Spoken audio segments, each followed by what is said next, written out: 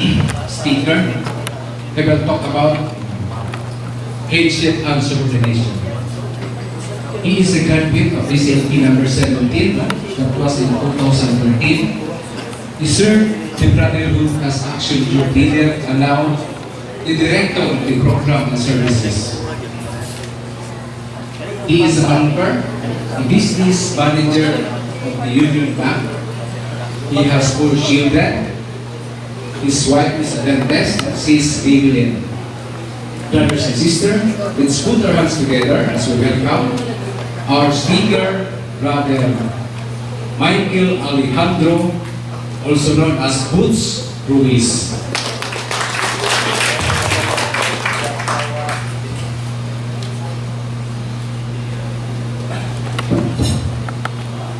Thank you very much, brothers and sisters. Can I request everybody to stand up, please? And then you may sit down.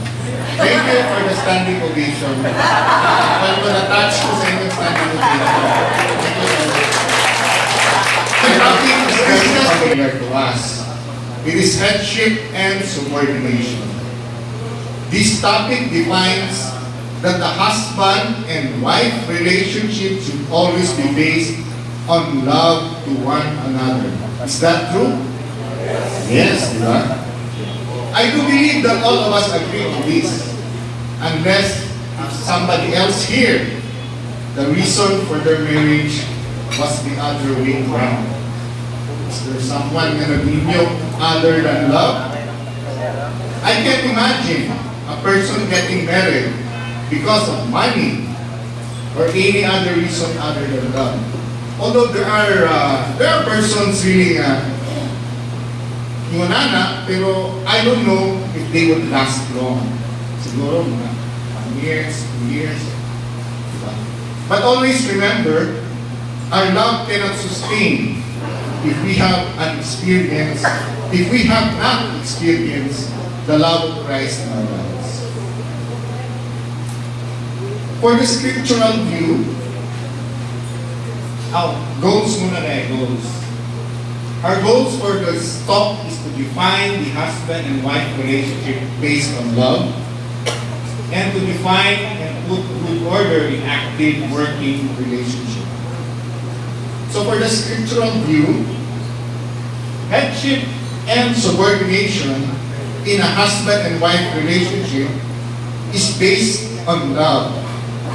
That husband as the head and wife as the subordinate should love one another as brothers and sisters in Christ. Love is always the center in that relationship. Nowadays, we have usually seen the family headship, the headship outside this relationship. So my example, headship by power. What is headship by power? Between husband and wife. Diba? Usually, isugay, sa isog. Diba? Kung isa isog, siya masunod. Kung isog ka, masunod ka. Pero kung isog yung asawa, masunod yung asawa. Diba? That's headship by power. Wife as the head, or the children as the head. So it's not only for the wife only. Pwede po na yung children mo yung iso, di ba? Labi na kung igulang na ang parents and then dependent na ang parents sa income sa bata. I think may nananggapon pero in the scriptures that should not happen. Diba? In the eyes of God, this is wrong. In subordination, there is that subordination by betrayal. Sa subordination ako katong doing against what was ordered.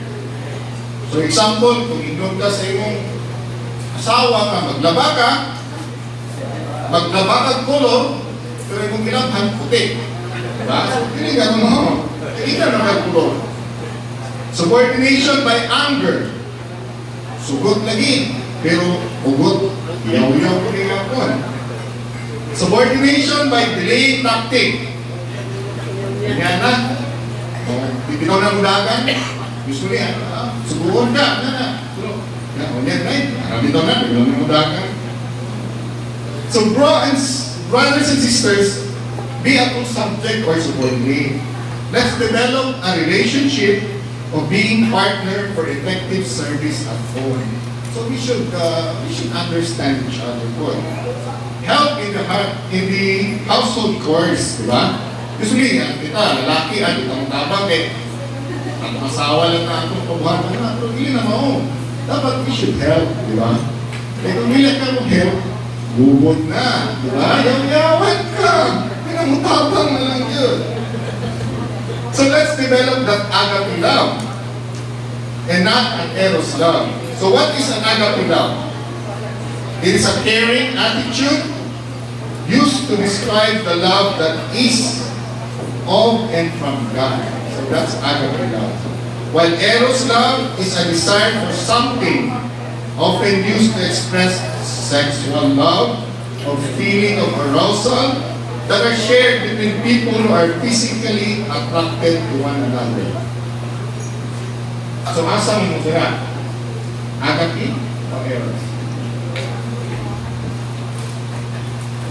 This headship and subordination in husband and wife relationship also applies to leadership in our community. So every time we have a reorganization, usually members selected for headship would usually have resistance. Diba? Gusto mo kita ay, hindi po pwede na bro. So resistance usually comes from a reaction to past structures. Diba? So example, kung pa na, ganong usbon po nga na ito, bro, okay naman na, parayunod lang na ito. Okay naman na. Or, napo isang, ito, di lang sa ako anak, kaya gusto na ako, itong isa lang sa bro. Or, why fix when it is not broken? Diba? Usually mo na ito ha. So ano mo na, usbon mo na ito na okay mo na siya. Another comes from a rebelliousness in the world today, defying submission to authority. Another also is not knowing how to do it. Diba? Usually, ang one, members, ito lang mo attend, and then, 15 years na sa BCBP, 15 years na sa BCBP, then professional will just say, di ba ito pabaluan na bro, lahi na lang. Diba? So, yun po siya maayo. Let's be active. Another one also is a false notion of humility. So, si Pedro lang bro, kaya mas maayo na siya sa ako But actually, that person doesn't want to be dictated or he doesn't want to do or be corrected. Isa ganahan, korektahan lang. Another reason comes from a fear of others' reaction. Diba? Usually, kung kita mo yung ma-assign, buhato na ito atong task, napag yung manaway. Diba? Di na kita talikayan. Diba? So, usually kita ma-touch mo kita, buhat na galing ako talan. Sawayon ko kita. Diba? So, murag, di na kita talikayan. That's nature na kita sa tao. So, what sometimes like to do is, we often try to get informal leadership or simple administration. That we can be held responsible. Usually, taganahan nga, kita'y pasangin lang. Short term and assist status lang. Diba? Tabang-tabang na lang tapos. Gusto mo lang kita'y masunod. So, usually, these are the reactions because we were not able to grasp the true meaning of headship. So what is headship then? Headship is a gift of the Lord for unity and good working in a group. God is giving us a gift as an agent of unity. Therefore, we as the head of the group, we should avoid any occurrence of disunity or disobedience. Let's bring harmony, not chaos.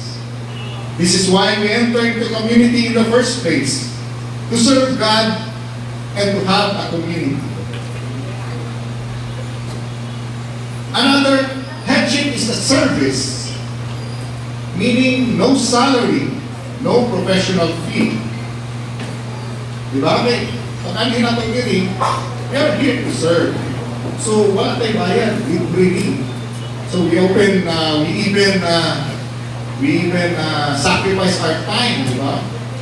Our finances, amon, sa mga contributions, and even karon natong Sundays, di ba? Dapat nata sa pamilya. Pero we are here. We are here to serve the Lord. So sometimes manood lang, we are not appreciated for the work we have done. Musaway na lang. Pero always remember, we accepted the headship because we love the Lord and do what He wants us to do with Him. It's a joyful, hard labor. Di ba? Tinood mo na, di ba? We will be satisfied once we are doing this to the Lord. And even our chapter head, imagine our chapter head, siya inapirmi, 100% present na siya. Perfect attendance na siya. So what are the functions of being the head? Being the head, we bring the group to function as one. So, kung ay ginagawa sa itong chapter head, so siya rin siya pwede magkuhan sa grupo, sa flock. Align with the chapter and regional and national objectives. So, i-align din nato ang itong BCDP Iligan sa head, sa national. Also guard the pattern of life or the way of life of the community. When tithes is monthly, collect it monthly. Not okay man lang na bro, pilit sa amin mag-tithes, bulan na lang. If 2 AGMs per month, it's 2 AGMs per month. Not 1 and not 3. 2, so simple ginagawa ito. See to it that problems are dealt with. That's another one. Function. See to it that problems are dealt with, individuals are being cared for. This is a pastoral care. Caring for members of temporal and spiritual. That's why we limit our AG, action group members, to a minimal, so the leaders can have enough time to care for the members. So usually atong AG, atong action group, limited din na siya, hindi siya mabukata of 10. Because we still have our family to care for. Hindi naman pwede nga dililag na, full time na sa BCLP. Natin family, natin work. And then, we have also a parish to serve. I don't know kung namin gina-serve ang parish church, pero we are encouraging each and everyone to also serve the parish. And then the head is not necessarily the person who makes all the decisions. That's why we have the teams. The governance team, the breakfast team, the directorates, the units. Although ang chapter head is the final decision, pero before siya mabutan na, it is being discussed. Diba? Hindi pwede po na siya po yung buot kung sa iyang decision. The head is not the person who does all the work, right? Or takes all the responsibility. So that is why we have clear-cut responsibility. For BCLP, we have the mission director, right? Si Juan.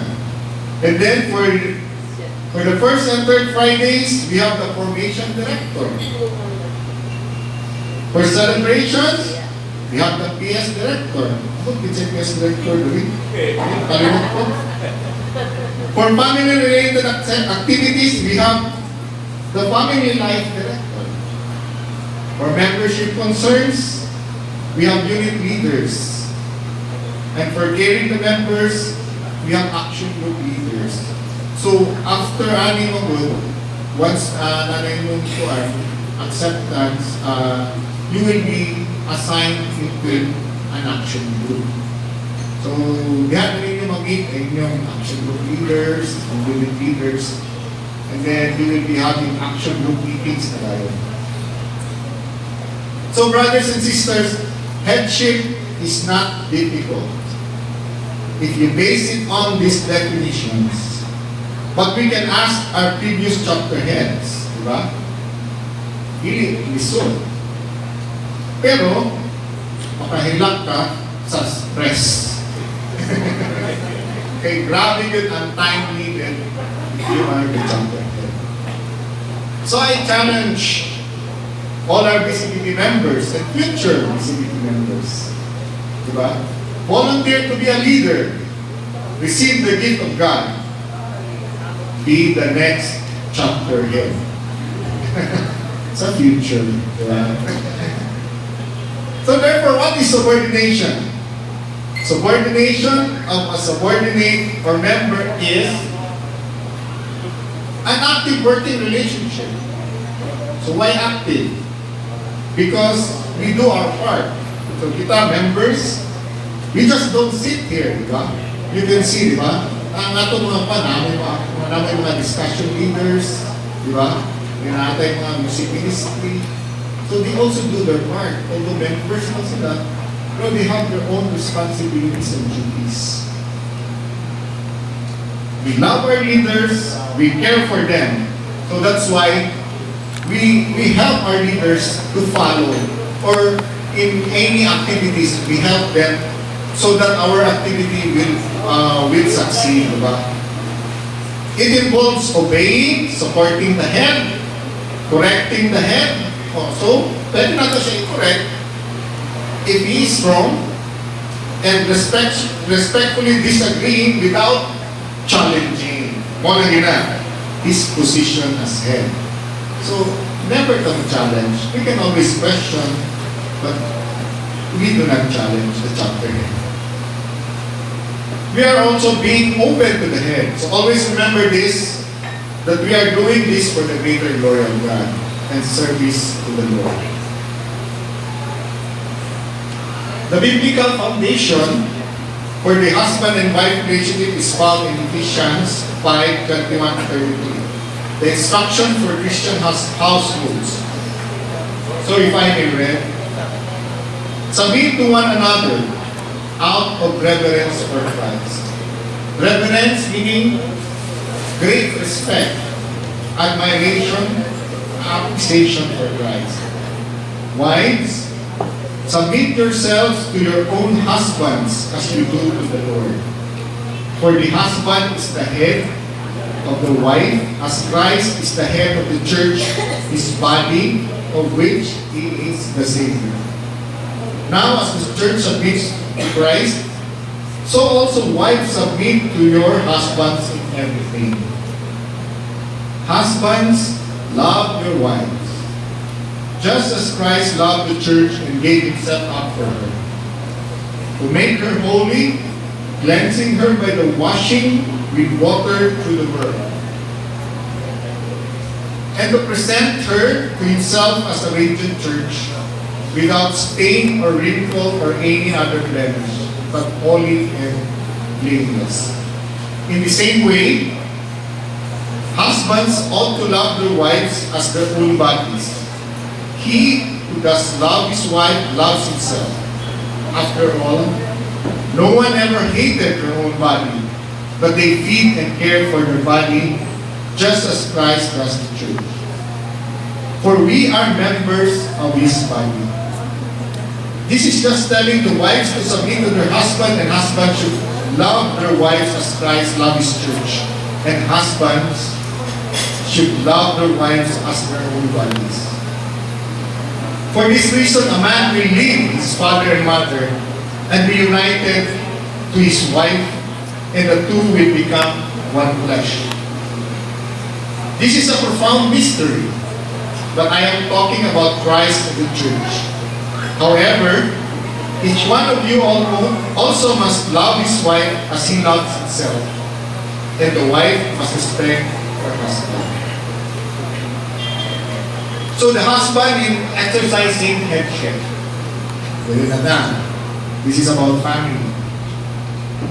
So this is a God-given role and responsibility. It is not ceded or relegated to the wife. Diba? Hindi pwede nga, kawagsak. Ahipin sa ko, kawagsak. Ang hen. It is exercised actively.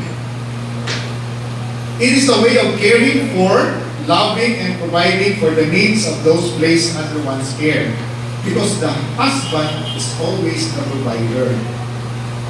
Nowadays, murag, na naman yung time na ang wife na ang mag-work and husband is staying at home taking care for the kids. Pero, we will always remember that the husband should always be the head. Although ang wife may nalitak sa financially. Diba? Because that is in the Bible. It is self-sacrificial. There is no room for tyranny or lording it over her. Tyranny meaning cruel and unreasonable use of power or control. So, topic one nga, abusive husband is not headship. Abusive husband? I don't think so. It involves giving direction but a service at its heart. So, ang husband, pandit siya, di ba? Totally, he commits to the family. Hindi lang siya provider, but he should put in his heart na he will always love his family. Family is always the priority. So, dito sa Pikas, the wife in being subordinated. Submit not because he is perfect, diba? But because that is his God-given role. So let us accept it, diba? Husbands, hindi naman sila perfect. Even I'm not perfect, diba? Lalis na ganun ko sa mga asawa. Pero, at least, we have to discuss, diba? We have to discuss. Although, sometimes, siya masunod, sometimes daw pero, it's still in discussion, diba? Kaya sa relationship na wala may perfect relationship po, diba? Even those who are married for 50 years, 60 years, 70 years, mag-away mo na sila, diba? Once matigulang na, may nanditira na, I don't know if you have noticed your parents, magsige naman sila away, diba? In fact, kung magsige sila uman, magsige sila away. So, that's reality. We are all imperfect and should accept that this relationship is imperfect too. Very seldom are great moral issues involved. Usually, it is a question of wanting to do things my way. Diba? Okay. Also, the wife po, gusto ko nila nga ilang gusto masunod. Ang husband po, gusto ko niya, gusto masunod. Unahin mo na. It is more of a rebellion rather than being right. So, subordination is in all areas. Of course, the wife should speak up, speak up. Give feedback, explain, discuss, even argue. So, naaya mo na nga, you should argue if you think your husband is not doing the correct one. But do this always in a good way. Dili ka itong mag-inabayang plato. Kasi mga buhat mo ng plato, magbuhat sa plato, magpalit na po mo, ikas na po, di ba? Tapos yun, do it in a good way. Subtle difficulties in subordination. Be subordinated only when you agree. Is that true? Sunod na okay. Ganahan mo na, sisunod na. Intimidate him through subtle pressure. Emotional blackmail. Sige, kanana ka, I'll be hurt. Ang luod na rin mo. Withdrawal of affection. Or, isa, I'll pray about it. At ako, this is often an evasion. It means that I don't know, let me plan my strategy. Usually, sa mayon galing na I'll pray it over. Una ko na siya sa buhaton. Treating it as a concession, but with grumbling. I'll submit, but you better not make a mistake. Kaya ikaw bilang kasulon, sige. One thing that helps is for the wife to know that her husband is under headship also to Christ. Diba? Ang husband, hindi mo sanay siya lang head sa family. He is also under headship sa Christ. So, ang yan head is Jesus Christ. So, subordination should be liberating and joyful. Diba? Hindi naman we should be happy. So, what is God's plan for headship? God planned headship as a blessing. It is a blessing. Blessings for the children, the church, the citizens. Headship provides stability, security, reliability, direction, leadership, compassion, and clarity. God designated the man as the family's head. God designates men as long as you are married to her, you are the head. You are responsible before God for leading your family.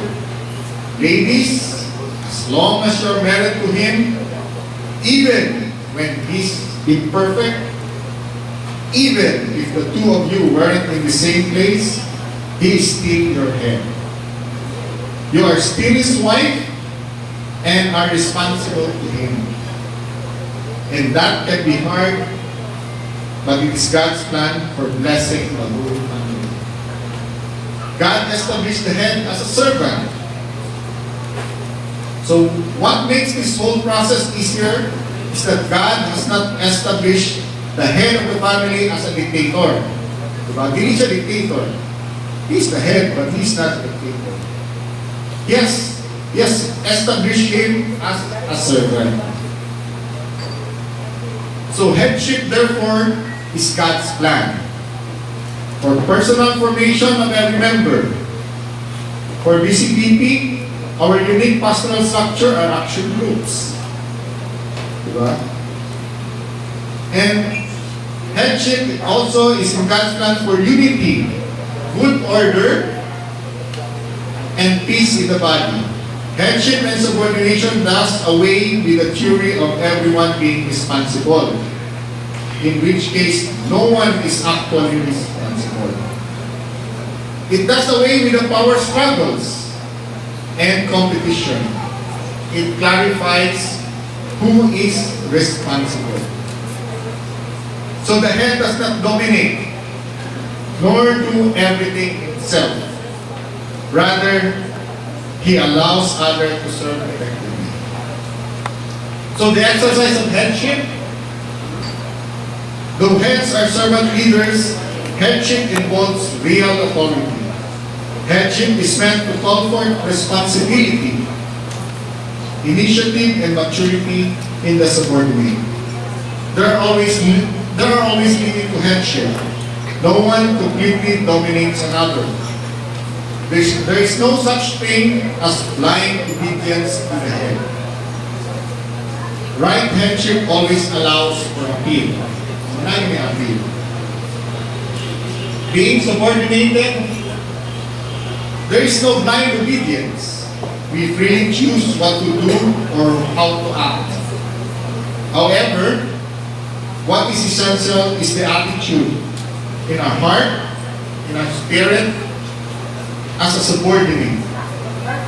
A recognition of our hearts, God's given role despite His imperfection. Not holding on to a rebellious or independent spirit. And being a subordinate involves some degree of obedience. So remember, not obedience when we talk about subordinate. This is part of being a Christian. Diba? Jesus Himself, Jesus Himself learned obedience, diba? Jesus Himself learned obedience and was perfectly obedient to Jesus. So why can we be obedient? we distinguish between seeking headship and submitting an area. So seeking headship, actively seeking input from the head and taking that input as something more than just an advice. While submitting an area, it's seeking headship with the understanding that it will be followed. That's obedience. So in closing, ako to 5 minutes naman daw. Headship and subordination is a personal relationship among partners. Personal relationship among partners. No legal procedure guarantees it will work. Bawal naman, hindi rin tayong abogado. No legal procedure guarantees it will work. Heads and subordinates must be led by the Spirit and must love one another. The head must care for his subordinates, and the subordinates must be subordinates from the heart. Thank you, and God bless.